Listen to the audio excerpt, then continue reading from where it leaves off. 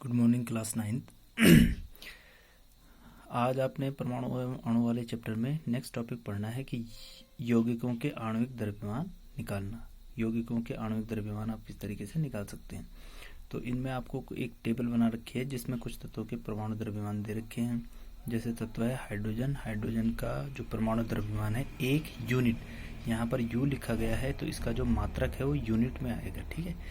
Carbon का है 12, nitrogen का 14, ऑक्सीजन का 16, सोडियम का 23, मैग्नीशियम का 24, सल्फर का 32, क्लोरीन का 35.5 और कैल्शियम का 40। तो ये आपने सामान्य तरीके से याद हो जाएंगे एक दो बार अगर आप उसको देखोगे। ठीक है। तो ये टेबल आपने याद करनी है एक बार। अब इसका यूज़ हम यौगिकों के आणविक द्रव्यमान निकालने में कैसे करेंगे। जैसे आपके पास एक यौगिक है H2O। H2O किसका फार्मूला है? जल का फार्मूला है ना। जल का फार्मूला है जिसमें हाइड्रोजन के 2 परमाणु हैं और ऑक्सीजन का 1 परमाणु है H2O। देखिए हम लिखते हैं ना ऐसे H2O। तो इसका मीनिंग क्या है? हाइड्रोजन के नीचे आप लिख रहे हैं 2, तो इसका मीनिंग है हाइड्रोजन के 2 परमाणु। ठीक है। और ऑक्सीजन के बगल में कुछ नहीं लिखा है तो इसका मतलब ऑक्सीजन का कितना परमाणु है? 1 परमाणु है। सबसे पहले तो आपको पता होना चाहिए कि यौगिकों में कितने परमाणु उसमें उपस्थित है। कोई भी फार्मूला आप उठा करके ले लीजिए। आपसे पूछ दिया कि HNO3 में हाइड्रोजन के कितने हैं, नाइट्रोजन के कितने हैं, ऑक्सीजन के कितने परमाणु हैं। तो हाइड्रोजन के आगे कुछ नहीं लिखा है तो मतलब कुछ नहीं लिखने का मतलब होता है 1। तो इसका कितना परमाणु है? 1। नाइट्रोजन के आगे कुछ नहीं लिखा है तो नाइट्रोजन का भी कितना परमाणु है? 1। ऑक्सीजन के आगे कितना लिखा है? 3। तो ऑक्सीजन के कितने परमाणु? 3। तो किसी भी यौगिक को अगर आप उठा लें तो आप उसमें परमाणुओं की संख्या को गिन सकते हैं। सबसे पहला आपका ये काम है। ठीक है, कि किसी भी यौगिक में परमाणु की संख्या कितनी है, कौन से परमाणु कितनी संख्या में उसमें उपस्थित है। फिर हम आणविक द्रव्यमान कैसे निकालेंगे। देखिए H2O का आणविक द्रव्यमान आपने निकालना है। ठीक है। तो यहाँ पर आपने लिख देना है H2O जितने हैं, हाइड्रोजन के कितने परमाणु हैं इसमें? 2।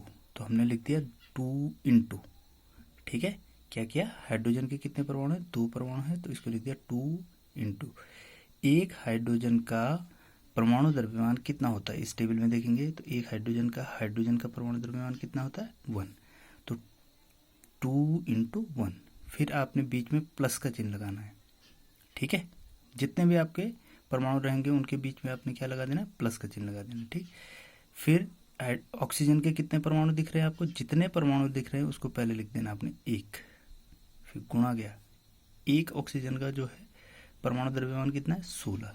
तो 1 गुणा गया 16। तो 2 एकम 2, 1 गुणा गया 16 कितना आ गया? 16। 16 प्लस 2 कितना आ गया? 18 यूनिट। ठीक है। तो इस तरीके से आपने इसको करना है ना। एक और एग्जाम्पल देख लो HNO3 का। तो HNO3 का आणविक द्रव्यमान आपने किस तरीके से निकालना है। तो इसमें आपको हाइड्रोजन के कितने परमाणु दिख रहे हैं? 1 परमाणु दिख रहा है। तो आपने लिख देना 1 गुणा 1। हाइड्रोजन का जो परमाणु द्रव्यमान होता है वो कितना है? 1। तो 1 गुणा गया 1। जितने परमाणु हैं उसको आपने उस तत्व के परमाणु द्रव्यमान से गुणा करना है। ठीक है।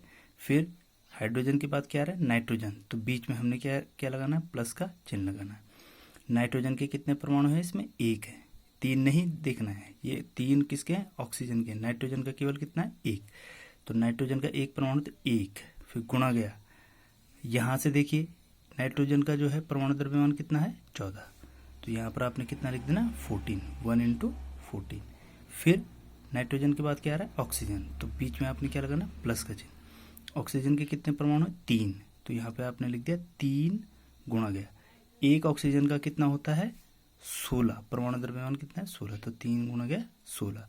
तो 1 गुणा गया 1 आपका 1 आ जाएगा। 1 गुणा गया 14 आपका 14 आ जाएगा। 16 गुणा गया 3 48। तो इन तीनों को जोड़ करके कितना आ रहा है? 63 यूनिट आ रहा है। ठीक है। तो आप इस तरीके से इसको करेंगे। ठीक है। बाकी एग्जाम्पल आप खुद देखेंगे और आपको होमवर्क दिया गया है उसको आपने करना है। ठीक है क्लास।